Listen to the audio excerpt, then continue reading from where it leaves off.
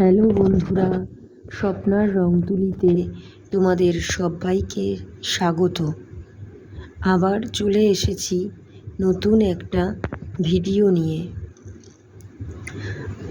তো আমাদের ঘরে একটা ঘড়ি আছে, আর ঘড়িটার মাঝখানটা পুরো সাদা।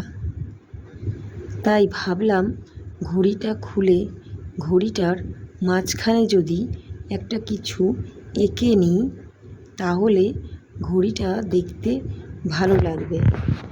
তো সেই মতো ঘড়িটার মাঝখানে একটা সূর্যমামা এঁকে নিলাম। তো বন্ধুরা, এই ঘড়ির মাঝখানে এই সূর্যমামার ছবিটা যদি তোমাদের ভালো লাগে প্লিজ লাইক ও কমেন্ট করো, আর ভিডিওটা একটা শেয়ার করে দিও যাতে সবাই এই ভিডিওটা দেখতে পায়। এই ভিডিওটা যদি ইউটিউব থেকে দেখো তাহলে প্লিজ সাবস্ক্রাইব করো, আর যদি ফেসবুক থেকে দেখো তাহলে পেজটিকে ফলো করো।